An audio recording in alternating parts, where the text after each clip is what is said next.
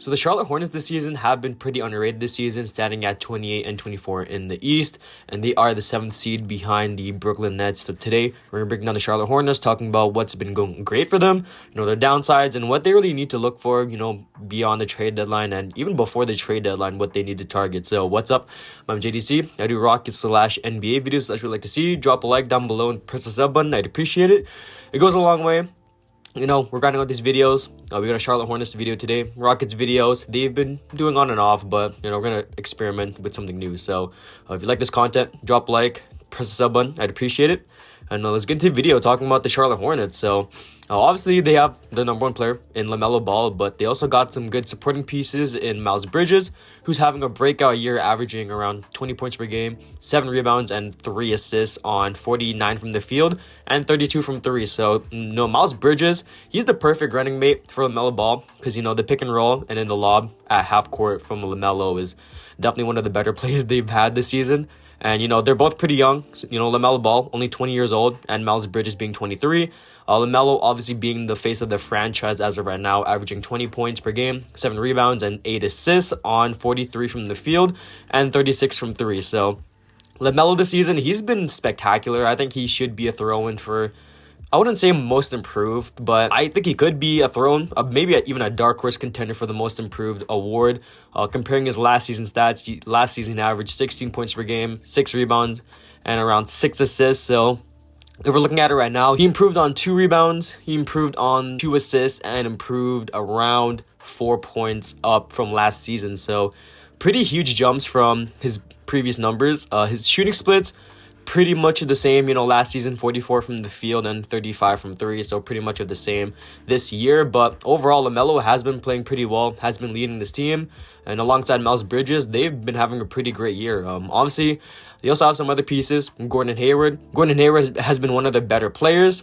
Obviously, Terry Rozier, who obviously has been, on and off. He started pretty slow this season, but then started to pick up around, I wouldn't say right now, but he definitely picked it up around December, I want to say.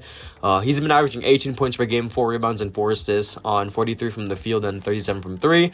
He's been having a great year.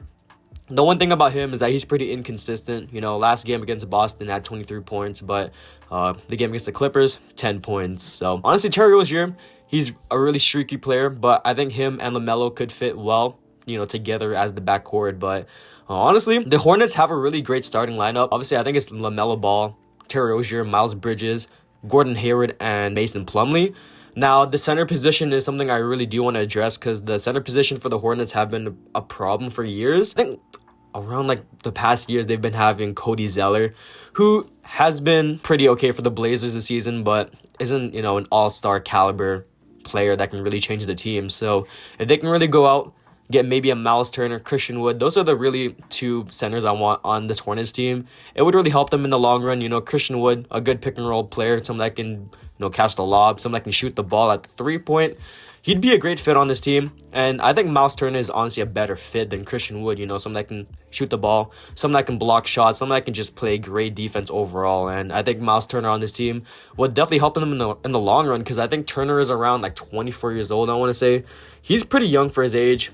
And, with the Pacers looking for 2 first-round picks or a young asset for someone that's 25 years old, they could really get him for pretty cheap. So, honestly, the Hornets, they have a lot of retooling to do. Defense is actually pretty average. If we're looking at defensive stats right now, they are standing at 12 overall right now in terms of defensive rating. They've been an okay defensive team.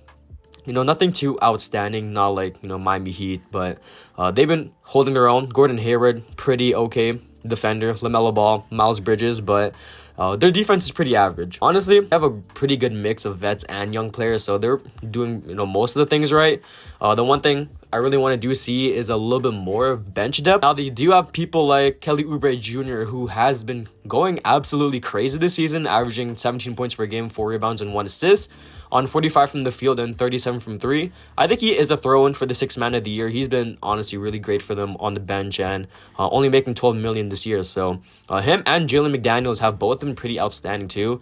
McDaniels has been, I wouldn't say off, but he hasn't been getting enough minutes. 39 games played, only 18 minutes per game. So I think he can get like around 20 minutes per game. His points per game. His overall stats could honestly go up, and they're pretty good for 18 minutes per game. 7 points per game, 4 rebounds and 1 assist on 49 from the field and 37 from 3. That's some pretty solid stats for someone that only gets 18 minutes per game. So Kelly Oubre and Jalen McDaniels off the bench are pretty great. Ish Smith, good veteran out there, 33 years old, can provide you some scoring on nights. He is pretty streaky too. Last game had 0 points, but the game against the Lakers had 22. So if he is feeling it, he could score in double digits, but just depends on how he's feeling. But the bench, aside from those 3 guys, hasn't been too strong. PJ Washington is there, but I want to say for most of the season, he's been pretty injured. 10 points per game, 5 rebounds and 2 assists this season. He hasn't been playing too much, I want to say.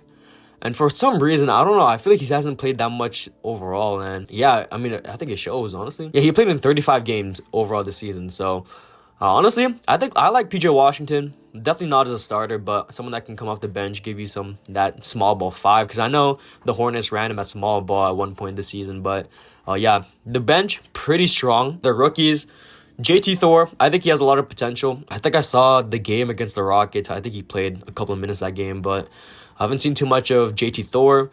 Kai Jones has some potential too. Someone that can dunk the ball. I think I seen that one dunk in the summer league. It was pretty electric. I think you guys know what I'm talking about. But honestly, there are 3 rookies. James Bouknight has some potential too. 21 years old, 6'4", not that bad. I think this Hornets team has a lot of potential in the future. They really need to move for Miles Turner. I think they could package a pretty great deal. Gordon Hayward and maybe 2 first-round picks. It benefits the Pacers because they would get 2 first-round picks and Gordon Hayward, who they could decide to flip. 31 years old, has been playing pretty decently this season overall. He's been averaging 17 points per game, 5 rebounds, and 4 assists. So they could probably flip him for another first-round pick or maybe a young asset, depending on if a team bites on Gordon Hayward. And they could, because he is a pretty okay scorer. He still has that scoring potential. Last few games, he's been pretty okay. Nothing too great. In the last 10 games, averaging 14 points per game, 4 rebounds, and 4 assists. So nothing too bad there. Probably for a contending team, probably wouldn't want that contract.